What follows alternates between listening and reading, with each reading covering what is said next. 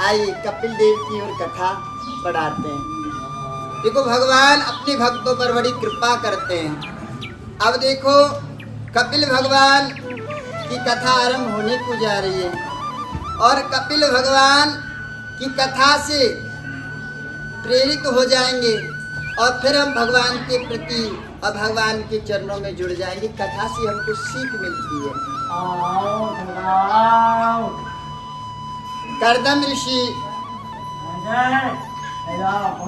ब्रह्मा जी के आदेश पर तपस्या करने लगे और हजारों वर्ष तपस्या करी। हजारों वर्ष तपस्या करने के बाद तब भगवान ने उन पर कृपा करी।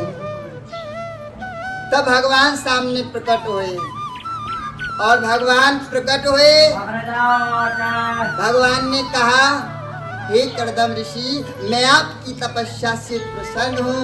आप जो चाहे वरदान मांग लीजिए, मैं आपको वरदान देता हूँ। अब कपिल मुनि अब देखो कर्दम ऋषि ब्रह्मा जी के आदेश पर संसार को बढ़ाने के लिए एक भगवान से प्रार्थना करते हैं। कर्दम ऋषि भगवान से हाथ जोड़े खड़े हैं। भगवान स्वयं विराट स्वरूप में, बहुत सुंदर स्वरूप में, सुंदर सुंदर नेत्रों में काजल, अगल बगल कंठी, ऐसे सब रूप को देखकर कर्दम ऋषि मन मुग्ध हो गए। धन्य हो, आज मेरे भाग धन्य हो जो मैंने गोविंद के दर्शन पा लिए, जो मैंने अपने प्रभु के दर्शन पा लिए। और भगवान की तपस्या करने से भगवान प्रसन्न होकर वरदान दे रहे हैं।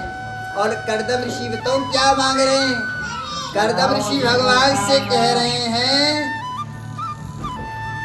भगवान से कह रहे हैं, हे भगवान, हम पर ऐसी कृपा करें, हमें एक जीवन को संभालने के लिए हमें एक धर्म पत्नी प्रदान करें और ऐसी धर्म पत्नी प्रदान करें जो मुझसे भी ज्यादा मेरे गोविंद से प्यार करती हो, जो मुझसे भी ज्यादा भगवान की भक्ति करती हो, ऐसा मुझे साथी जीवन दे दीजिए। देखो भगवान से मांगा तो मांगा क्या, जीवन साथी। हजारों वर्ष तपस्या करने के बाद ब्रह्मा जी के आदेश पर एक जीवन साथी मांगा। भगवान ने कहा, तथास्तु, आपको मुझसे ज्यादा प्रेम करने वाला जीवन साथी तुमको मिलेगा। तो देखो भगवान बड़ी कृपा करते हैं। अब भगवान कह रहे हैं कि जीवन साथी तो मिलेगा, आप पर पहले आप पर 9 कन्या होंगी। 9 कन्या के बाद मैं स्वयं कपिल देव भगवान के रूप में आपके घर जन्मूंगा। देखो भगवान की भक्ति करने से कितना बड़ा लाभ हुआ। हम संसार में मांगते, भगवान हमको कोई द्वारिया दे दो, भगवान हमको कोई बच्ची दे दो, है भगवान हमको कुछ दे दो, कभी कुछ अपनी अपनी अलग अलग प्रार्थनाएं होती हैं। और देखो कर्दम ऋषि ने भगवान से क्या मांगा? भगवान ऐसा गुण मेरी धर्म पत्नी में हो जो भगवान की सेवा करता हो, है जो संतों की सेवा करती हो। तो भगवान की तपस्या करने से ऐसा ही मिला। और साथ में फिर कैसा वरदान मिला कि स्वयं भगवान 3 लोक के नाथ भगवान की तपस्या करने के माध्यम से उस घर में जन्म लेंगे। और जो भगवान के माता पिता होंगे वो तो धन्य हैं, उनका तो बखान भी नहीं करना, कितना बखान किया जाए, वो भी थोड़ा है, वो भी धन्य है। इसलिए भगवान से कुछ मांगना है ना तो कुछ ऐसा मांगा करो। भला कैसा? हे भगवान, हमको पुत्र चाहिए, है पुत्र तो मिल जाएगा, मगर पुत्र में ऐसे गुण होने चाहिए। कैसे गुण होने चाहिए? हे भगवान, हमको ऐसा पुत्र दीजिए जो हमसे भी ज्यादा भक्ति आपकी करता हो, जो संतों की सेवा आपकी करता हो, ऐसा पुत्र हमको दीजिए। हे भगवान, हमको ऐसी पुत्री दीजिए जो संतों की सेवा में लगी रहे, जो माता पिता की आज्ञा का पालन करे। ऐसी हमको पुत्री दीजिए जो सर्वश्रेष्ठ गुण संपन्न हो। तो भगवान की भक्ति करने से और भगवान की प्रार्थना करने से ऐसे ही भगवान कृपा करते हैं, जैसे कर्दम ऋषि पर भगवान ने कृपा करी। अब देखो भगवान की बिचौलिया, देखो कर्दम ऋषि की बिचौलिया स्वयं त्रिलोकीनाथ बन रहे हैं, स्वयं त्रिलोकीनाथ, और कह रहे हैं कि आज से तीसरे दिन बाद, आज से तीसरे दिन मनु जी और शत्रुपा आपकी तपस्या से प्रसन्न होकर आपके आश्रम में आएंगे और अपनी पुत्री देवहूति को साथ लेकर के आएंगे। अब देखो मनु जी संसार के राजा हैं और राजा अपनी पुत्री का विवाह प्रस्ताव लेकर स्वयं आ रहे हैं। कृष्ण कन्हैया के आदेश पर स्वयं कन्हैया जी बिचौलिया बनकर आ रहे हैं। ये बड़े सौभाग्य की बात है ना। तो देखो आज से तीसरे दिन भगवान कृपा करते हैं। आश्रम पर मनु महाराज जी आते हैं और मनु महाराज जी के साथ शत्रुपा जी आती हैं और शादी का प्रस्ताव रखते हैं। शादी का प्रस्ताव होने के बाद बड़े प्रेम से विधि पूर्वक ब्राह्मण के द्वारा उनका विवाह किया जाता है। यहीं से कन्यादान की शुरुआत होती है। मनु और शत्रुपा चाहते तो वो राजाएं अपनी पुत्री को कुछ भी दान कर सकते हैं, वो राजा है कुछ भी दान कर सकते हैं, मगर कहा है विधि के अनुसार, अपनी श्रद्धा के अनुसार कन्यादान किया जाता है। तो मनु जी ने और शत्रुपा जी ने कन्यादान किया और बड़े विधि पूर्वक उनका पानी गिरे संस्कार किया। संस्कार करने के बाद दोनों अपने गृहस्थ जीवन में भजन कर जीने लगे। इसलिए तो मैं मैया आपसे बार बार कहता हूँ कि गृहस्थ जीवन में रहकर भी हम भगवान का भजन कर सकते हैं। गृहस्थ जीवन में रहकर भगवान का भजन करना बहुत आनंद सुखदायी है।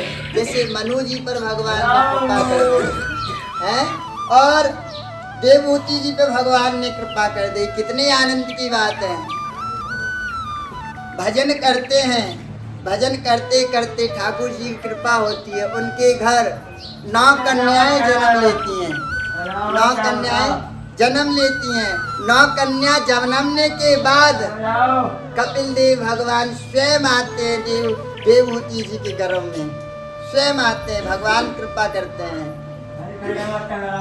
जब 10वां जब अवतार हुआ, 10वां जब पुत्र हुआ, उससे कहते रोहिणी।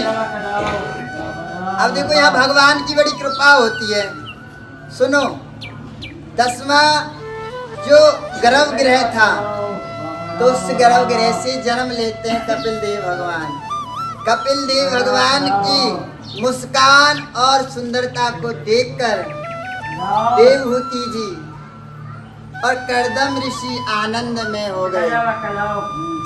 आनंद से उनके दर्शन करने लगे। भगवान बड़ी कृपा करी, आप हमारे घर जन्म लेकर के आए। बोलो श्री कपिल देव भगवान की जय, बोलो श्री कपिल देव भगवान की जय, बोलो श्री कपिल देव भगवान की जय। 5वां अवतार भगवान का कपिल देव भगवान। अब देखिए, पिता का ऋण होता है अपनी पुत्रियों का। जब तक पिता अपनी पुत्रियों को अच्छी घराने में ना भेज दे, पिता की क्या चाह होती है कि आगे जाकर हमारी पुत्री हमेशा खुश रहे, ऐसा कोई अच्छा घर, ऐसा अच्छा परिवार, ऐसे परिवार के जो बच्चे हैं वो गुणवान हमारे बच्चे को मिल जाए। तो देवहूति जी कहने लगी, स्वामी मैं आपकी भजन में मैं कतई बाधा ना डालूंगी। आपकी 9 कन्याएं हैं, 9 कन्याओं का विवाह करने के बाद आप जंगल में तपस्या करने के लिए जा सकते हो। जब तक 9 कन्या हैं, जब तक आप यहीं रहो और इन बच्चियों की सेवा करो। देखो यहाँ आपको एक गहराई की बात बताते हैं। स्त्री जो रहती है शुरू से ही किसी ना किसी के संरक्षण में रहती है। जब छोटी जो बच्ची रहती है, जब पिता के संरक्षण में रहती है, छोटी जो बच्ची रहती है वो पिता के संरक्षण में रहती है। फिर जैसे ही युवावस्था आ जाती है तो फिर पति के संरक्षण में रहती है। और फिर तीसरी जो अवस्था आती है, कौन सी आती है? बुढ़ापे की। बुढ़ापे की जो अवस्था आती है उसमें पुत्र की संरक्षण की सेवा में रहते हैं, पुत्र की संरक्षण की सेवा में रहते हैं। तो आगे अब चलते कथा की ओर। भगवान कपिल का जन्म हुआ। देवगण पुष्प फूल मालाओं की वर्षा करने लगे, पुष्प धाराओं की वर्षा करने। ऐसे नहीं कंटिन्यू लगातार भगवान पर पुष्पों की वर्षा हो रही है, आनंदमय तरीका से पुष्पों की वर्षा हो रही है। पूरा आंगन पुष्पों से महकने लगा कि भगवान कपिल ने अवतार लिया है। जब ऐसी बात पूरे देवलोक में पहुंची तो ब्रह्मा जी कहने लगे, चलो चलकर कपिल भगवान के दर्शन करने चाहिए। तो कपिल भगवान के दर्शन करने के लिए 9 सप्तऋषियों को साथ लेकर जाते हैं। ब्रह्मा, पुत्र, मानस, इन 7 पुत्रों को साथ लेकर 9 पुत्रों को साथ लेकर जाते हैं। कपिल देव भगवान के दर्शन कर आनंद में ब्रह्मा जी कहते हैं, प्रभु आपके दर्शन होकर इस सब रूप में मेरी तो आत्मा तृप्त हो गई है, आनंद से मन भरमा गया है, बड़ी कृपा करी। तो वहाँ साथ में नारद जी भी आए। और नारद जी तो तुम्हें पता है क्या करते हैं?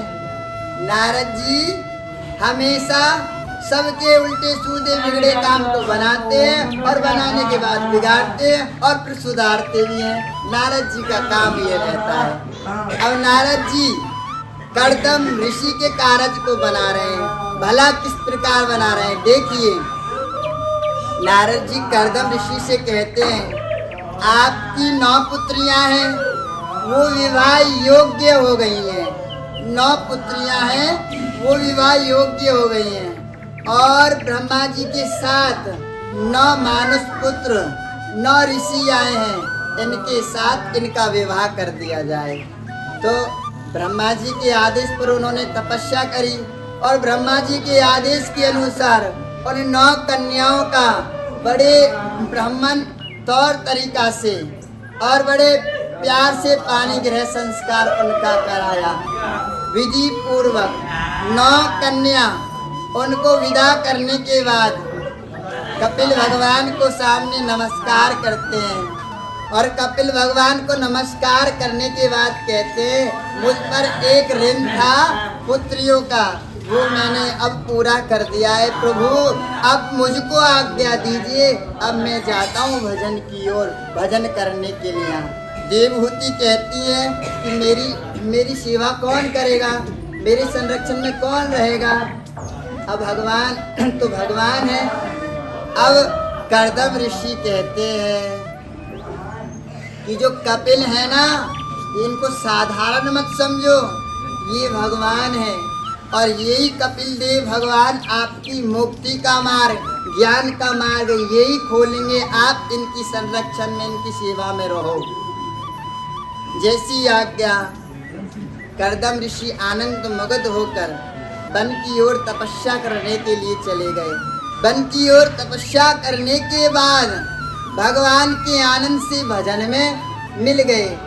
इसलिए तो हम कहते हैं अपनी माताओं से, भाई बंधु सखाओं से, भैया जब गृहस्थ जीवन से निवृत्त हो जाएं, निवृत्त होने के बाद फिर संसार का सहारा लेना छोड़ देना चाहिए, फिर अपने गोविंद का सहारा ले लेना चाहिए।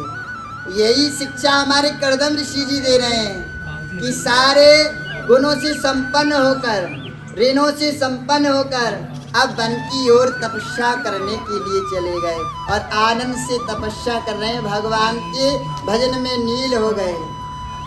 एक दिन समय आया, कपिल भगवान आनंद मगन मुस्कुराहट और चौकी पर बैठे हुए मस्ती से झूम रहे थे और माता देवहूति ने सोचा कि अब प्रसन्न करने का सही उपयोग है। देखो, कभी भी किसी हम संत से या अपने गुरुओं से कभी कोई अपने जीवन के लिए प्रसन्न करें तो ऐसी मुद्रा में प्रसन्न करें जब वो सब कार्य से फुर्सत हैं। जब वो सब कार्य से फुर्सत हैं तो जब हम प्रसंग करेंगे तो उस प्रसंग का जवाब हमको मिलेगा। ऐसी देवहूति जी ने तनिक भी देर ना करते हुए कपिल देव भगवान से प्रसंग किया। और भला कैसे प्रसंग किया? कपिल देव भगवान से हाथ जोड़कर कहने लगी, मैं भली पूर्वक जानती हूँ आप भगवान हो और मेरे सौभाग्य हैं जो आप हमारे घर जन्म लेकर के आए। देखो भगवान की कृपा कितनी होती है। जब भी भगवान जन्म लेते हैं सही समय 12 बजे का चुनते हैं। कपिल देव जी का जन्म हुआ वो भी 12 बजे जन्म हुआ और राम जी का जन्म हुआ वो भी दिन के 12 बजे हुआ और कृष्ण का जन्म हुआ और वो भी 12 बजे रात के हुआ। तो 12 बजे जो है ना हमेशा 100 मुहूर्त रहता है।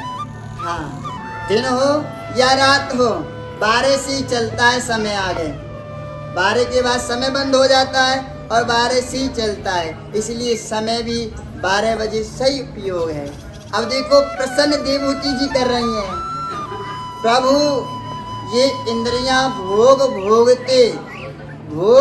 भोगते कभी संतुष्ट नहीं हो पाती, ऐसी कृपा करें ये भोग से संतुष्ट हो जाएं। और कपिल देव भगवान कितने सुंदर में वर्णन करते हैं, मैया कभी इंद्रियां भोग मान नहीं होती, ये जो मन है ना ये मन सारा खेल चला रहा है। जैसे अब हुआ हमारा मिठाई खाने का मन, पहले मन से तो आवाज आई मिठाई खानी है, तभी तो मन में इंद्री जागृत हुई मिठाई खानी है, तब हमने मिठाई खाई, मिठाई का स्वाद मीठा लगा और थोड़ी देर बाद वो लुप्त हो गया, है ना। समझना बड़े ध्यान से, थोड़ी देर वो लुप्त हो गया थोड़ी देर बाद। तो ऐसे ही कपिल देव भगवान मैया को सुंदर सुंदर प्रवचन देकर मैया से कह रहे हैं कि मैया हमें अपने जीवन में कथाओं का सहारा लेना चाहिए। और फिर कह रहे हैं संतों की संगत करनी चाहिए। कैसे संत हो वो? ऐसे संत हो वो हमेशा भगवान के भजन में नील हो और हृदय में उनकी हमेशा शीतलता हो और उनके कोई भी आगे पीछे कोई भी दुश्मन ना हो। ऐसे संत हो जिनको कोई परवाह नहीं है क्या हो रहा है क्या नहीं हो रहा, वो अपने ठाकुर जी के भजन में इतने अलमस्त हो रहे हैं, आनंद से अपना जीवन को काट रहे हैं। ऐसे संतों की संगत करनी चाहिए। तो ऐसे सुंदर सुंदर प्रवचन देकर माँ का हृदय शीतल हुआ और माँ उसी समय अपने मन को एकाग्रित करते हुए भगवान के चरणों में लग जाती है और भगवान की सेवा में लग जाती है। बोलिए कपिल देव भगवान की जय, बोलिए कपिल देव भगवान की जय, बोलिए कपिल देव भगवान की जय। भगवान के 24 अवतार होंगे, उन 24 अवतारों में से जो फिलहाल जो मौजूद हैं, जो अवतार, एक कृष्ण रूप अवतार मूल्य है, एक राम रूप अवतार मूल्य है। कृष्ण रूप और राम रूप अवतार। राम रूप अवतार हमको धर्म सिखाता है, कृष्ण रूप अवतार हमको प्रेम सिखाता है। तो अब आगे चलते हैं। भगवान